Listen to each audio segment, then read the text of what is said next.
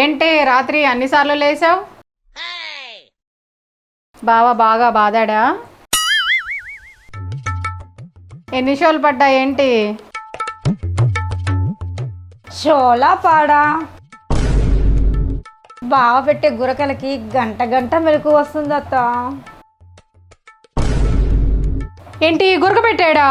Race గుర్రంలా రెచ్చిపోవలసిన వాడు గురక పెట్టాడా?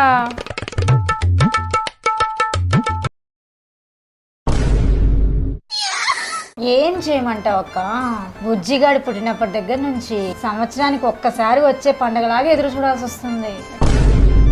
నీ సంసారం కూడా నాలాగే తగలబడిందన్నమాట. అవునక్క, ఏం చెయ్యాలక్క? ఏమే మన ఇంట్లో పంచదార అయిపోతే మనం ఏం చేస్తాం?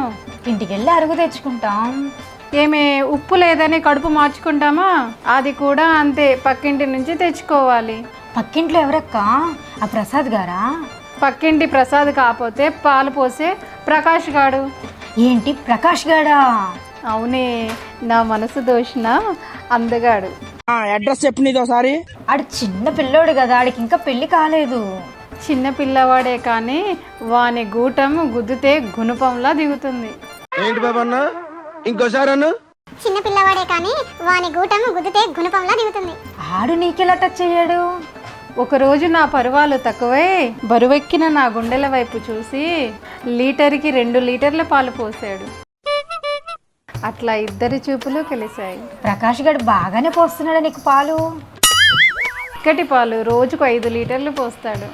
అన్ని పాలు ఎలా తాగుతున్నావు అత్త? వాడి పాలు అంత టేస్టీగా ఉంటాయి, ఎంత తాగినా ఇంకా కావాలనిపిస్తుంది.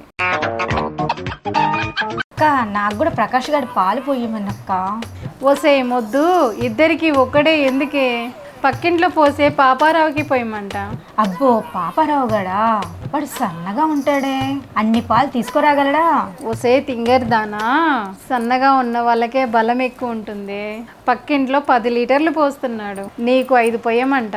ఆ పాపారావు గడ పాలు చిక్కగా ఉంటాయో లేవో? లేకుంటే వెనకింట్లో పోసే సూరిగానికి చెప్పనా?